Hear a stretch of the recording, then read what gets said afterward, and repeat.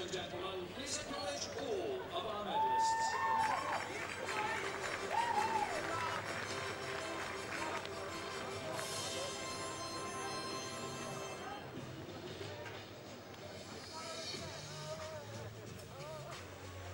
Ladies and gentlemen, next on the course, the final of the lightweight men's four.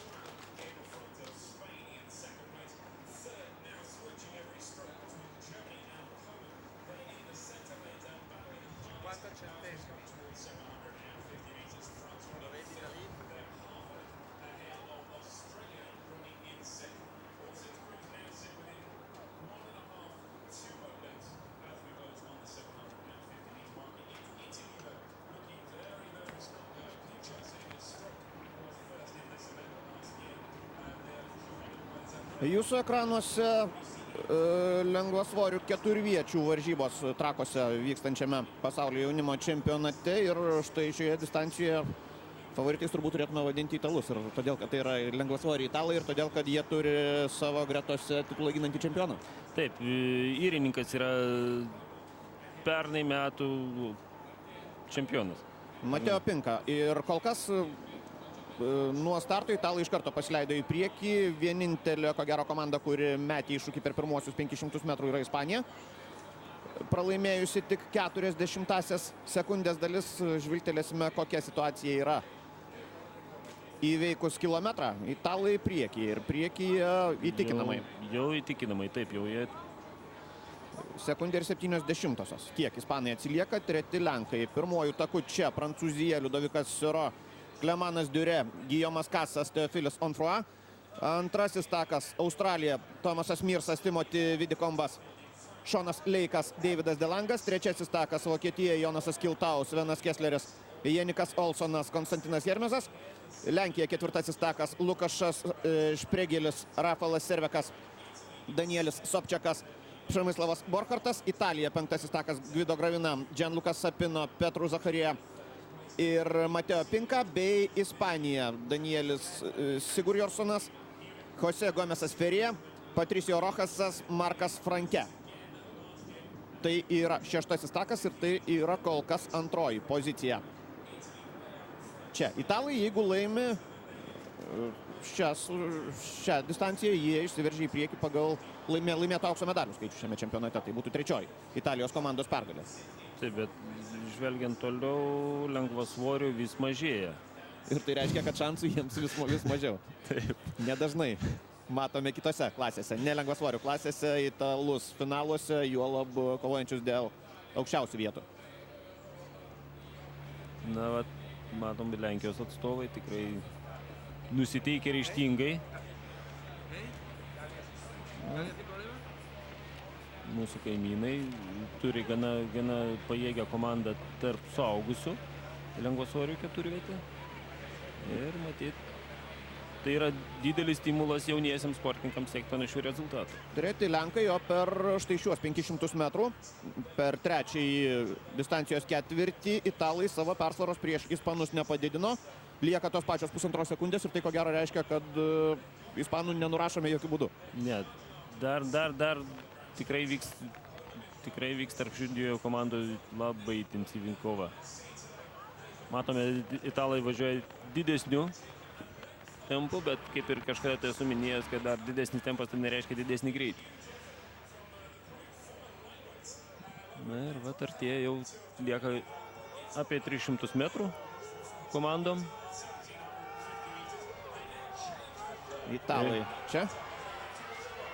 Ir matom, kad tikrai labai intensyvi kova vyksta tarp italų ir ispanų. Ir dar kraštiniu takeliu. Prancūzija.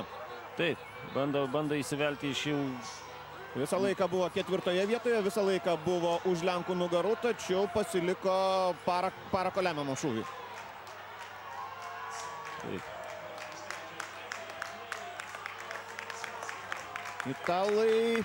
Italai vis dėlto pirmi. Atlaiko varžovų atakas ir atrodo, čia niekas nebepasikeis, o Ispanija ar Prancūzija? Na, Ispanija vėlgi. Išlaikys Ispanija. Taip, o Lenkai nebelabai jau per paskutinius duris ką gali padaryti. Lenkai lieka 4. Aplenkia vokiečius ir australus, kurie gerokai atsiliko nuo visų kitų.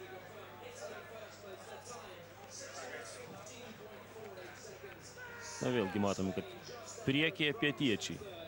Kaip lengvam svorė, taip ir iš pietų. Kągi, dar kartą primenu čempionų pavardės. Tai yra Gvido Gravina, Gianluca Sapino, Petru Zacharija, Mateo Pinka. Tai yra paskutinis finalas prieš neilgą pertrauką. 13:30 mes grįšime čia ir stebėsime dar 7 finalus, o čia štai tokie galutiniai rezultatai. Italija 1, Ispanija 2, Prancūzija 3, Lenkai didesnę distancijos dalį buvę prizininkų trejete, buvę 3 pozicijoje, vis dėlto bronzą iš rankų paleido. Na, ne tiek paleido, turbūt kiek prancūzai pasiėmė, nes finišas buvo iš tikrųjų įspūdingas. Taip.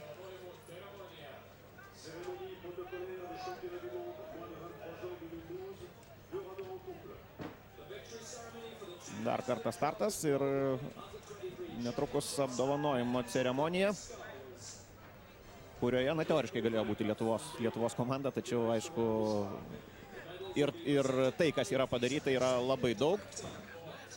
Tai yra porinių dviviečių prizininkų apdovanojimas. Dar kartą priminsiu, kad Lietuvos vaikinai šioje rungtyje užėmė 5. vietą. Tai tikrai yra neblogas rezultatas. Įgaus patirties. Ir ši komanda, jeigu